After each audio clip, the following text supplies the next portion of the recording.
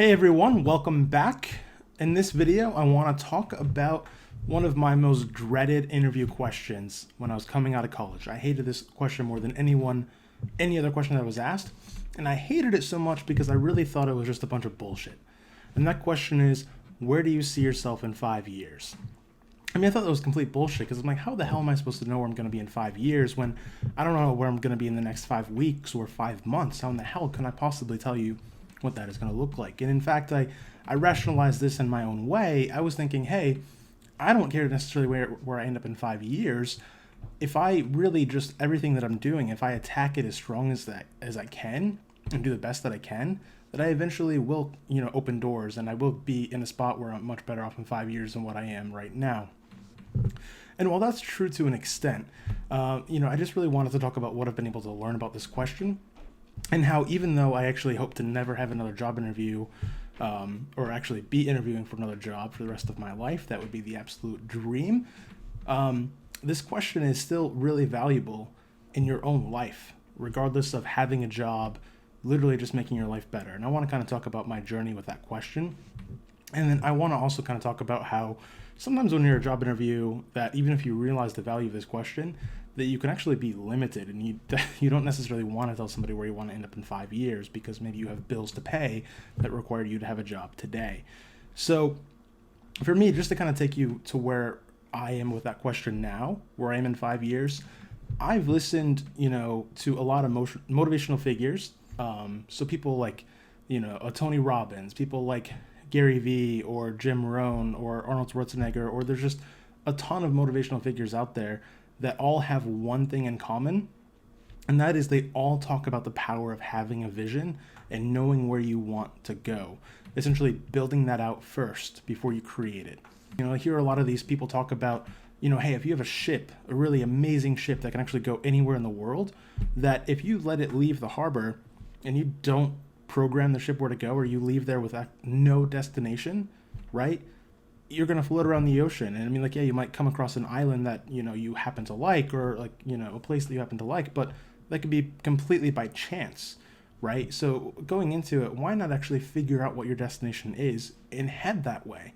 And that doesn't mean, by the way, that you have to be committed to that destination forever or that it's written in stone. You could absolutely say that, hey, I'm going to go on a voyage and I'm going to leave, Florida and heading for the Bahamas, and decide that you instead want to, if you have a cruise ship, you could say, hey, look, I mean, we're running the cruise ship. We want to actually now go to England, or we want to go to Mexico. You could absolutely change your mind as you start plotting out your life. But I think it's really valuable to actually have a starting point of what you want to aim for. I could even think about this in terms of, being on the field as a football player. If your plan is to just run around the field and, saying, hey, if I run fast enough, long enough, eventually I'm going to score a touchdown, that isn't necessarily true. What you ideally want to do is actually know where that end zone is and run towards that end zone, right? You could run really fast and really hard and run out of bounds. And if that's not actually where you want it to go, you could actually be doing the wrong thing, right? So nobody goes about it that way. Even if people are running side to side and they're trying to score a touchdown, they're still trying to run side to side because they ultimately are trying to get around obstacles that are going to help them get to their destination. So keeping that in mind can be really valuable, again, as you build your life, as you build your goals. And this is something that a lot of really successful and accomplished people are in complete agreement with. And if you see people, it's hard to get people to agree. So when you see successful people all agreeing on something, I think it's worthwhile to actually hone in on that and say that, hey, maybe I can leverage this for my own life. They say success leaves clues, so find the clues. Find what successful people are doing, and one of the things they're doing is creating a compelling vision for their future. And to be able to put that into a 5-year chunk or a 5-year goal can make a ton of sense. Now, what's one of the problems with that? One of the problems with that is you might actually realize that your plan or your 5-year plan is not actually consistent with maybe the company's 5-year plan. Like maybe your 5-year plan involves you working really hard for the next 3 years, saving up as much money as you can to be able to start a business of your own. Maybe it's to be able to work really hard for the next 4 years because you want to save up a certain amount of money to be able to travel the world and take a little time off. And if you explain that, you might be able to really talk about that with passion and really be able to own that. And your employer might look at you and say, hey, that's great, but we're going to train you for a couple of years just for you to be able to crash save so you can go build a business, just so you can crash save and go, do this other thing that interests you. They might not have a big reason to want to support that. So all of a sudden you might have to be in a situation where you are trying to create a story that isn't necessarily true to your identity. And that can be really hard to sell. And that's something that I've really learned about myself. I feel like I can actually sell something that I believe in really easily, right? If it's something I'm passionate about, I think is going to help people, I can sell that all day long. And I can also be completely comfortable if people reject me. If people can't see that value, I can say, hey, is there some way I can tweak this? Is there some other way I can communicate this? Is there somebody I can find that I can connect with that will understand the value that this can bring, versus just trying to peddle just anything and just trying to, sell ice to Eskimos type of mentality, right? So that isn't very good for me. So if I'm trying to tell somebody my 5-year plan and I'm trying to make up a story to fit it into a box, I'm not going to do as good of a job with that. So I think that's important to keep in mind. So for me, where you're going to be in 5 years, it was really interesting to kind of go through that journey myself with that question, and the journey of hating the question, resenting it, thinking it was just total BS, to thinking that, oh wait, all of these great successful people have all talked about creating long-term compelling goals, knowing where you want to be in 5 years and working backwards, reverse engineering, right? And I think that's a really important part too, because you would think about, so look at the life of Arnold Schwarzenegger. When he was in politics, he was able to understand what he ultimately wanted to do. And he said, hey, I want to be in a position where I'm actually going to be, serving the public and giving back in the greatest capacity possible. He's like, my goal is not to become a career politician. My goal is to become a governor and be able to, impact the most change that I can, and again, serve the public. That was the goal. So if he just would have said, hey, my I want to be able to get to the governorship, and so I'm just going to run as fast as I can and just run and hope things work out, he could have went to the city council and he could have worked his way up in smaller areas. But he was like, no, this is not ultimately where I want to end up. Here's how I want to do it. Can I work backwards and get there faster? And in his case, he did. And I don't think that's a complete anomaly. I think in a lot of cases, if you actually decide where you want to be, you can work backwards and potentially get there faster. I'll even think about that with college. Now, there are some things with college that you definitely need to be either certified or have a certain amount of training in. If you want to be a doctor and you want to work at a certain hospital, you can't just decide that you're going to teach yourself medicine and go show up to a prestigious hospital and get a position. That's not going to work that way. I understand that. But, certainly if your goal is to just, be successful in business, if your goal is to be, be able to write code at a certain level, or things along those lines, it could be completely within the realm of possibilities that you become self-directed and you actually teach yourself how to do those things. I mean, especially with as much, as many resources as are available online today, between either YouTube videos, just different websites, blogs. There's just so much information out there that's available for either free or really low cost that could help you get there.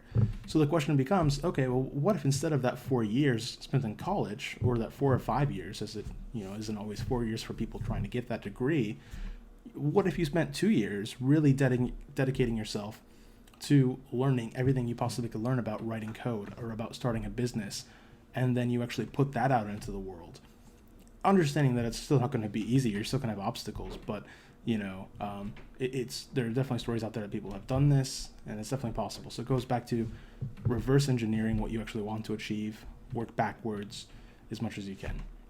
But that can only take place if you actually know where you want to end up. And Jim Rohn, he had a really great thing to say about this. He's like, hey, in 5 years, you're going to arrive. You will arrive in 5 years. The question is, where will you arrive? And that's something you get to answer. And you get to decide if it's exciting or not. And you can, if you're not excited about the path that you're on and where you're going to end up in 5 years, understanding that you have the power to change that. Absolutely. And it's really empowering to be able to embrace that. I'll leave you guys with another tip that, I'll say when I graduated from Michigan State, I did not have a ton of confidence in interviewing at all. But I really didn't think that college prepared me for a career. So, I didn't feel like I was a product that was worth selling, because I was basically of the mindset that, hey, I could learn some skills, but I don't really feel like college adequately prepared me, for some of these things. But one of the things that dramatically changed my confidence in job interviews was after that I got that first job, which by the way took dozens of in-person interviews before actually somebody hired me. After I got that job, I got to be really great in Microsoft Excel. I mean, like expert level within a year or two. And I was able to take that information to another employer and leverage that for a 30% increase in my salary. Because I was able to speak to things that were really impactful. You know, I was able to say, hey, there was this particular task, and this is absolutely true, but there was this task when I had my first job out of college where I was working on a project that was projected to take about 40 to 50 hours to complete. And hearing that, I really kind of thought to myself, okay, I mean, this was a really manual, repetitive type task. And I was like, there's got to be a better way. So I spent some time researching it. I taught myself how to write code in Excel for Microsoft Excel VBA. I did that. The code took about 2 hours to write, but after that code was completed, it literally took seconds to do that 40 to 50 hour work. The code looped through the folders, did everything to the files that I needed to. It was absolutely done correctly. And with the code, I mean, like there's actually less room for manual error. But when I was able to tell another employer that, hey, I was able to teach myself code, I was able to, do something in 40 to 50 hours in a couple hours. And oh, by the way, now that I know how to write that code, I can actually reproduce that in minutes and not hours. So I know this is going to be able to save your company time. And not just that, but I went into that company. I was able to back that up. I was able to actually implement that and show them how I was able to use that. So being able to have a skill that you feel really confident in and taking the time to develop that is really one of the best ways, in my opinion, to be able to really stand out in an interview. But of course, that takes time. But I'm just letting you know that for me, one of the best things I could possibly recommend for you is find a way to learn a lot about a particular skill, learn about something that you feel very confident about, and then find a way to communicate that to an employer. And I think you'll absolutely knock it out of the park. All right. So guys, this was my journey from, the most hated job interview question. Thanks a lot for following along. Let me know if you guys have anything that you dread about job interviews, or things that you've learned from questions, or maybe job interview questions that have helped you think about your own goals in life. I'd be happy to hear from you. So drop a comment below.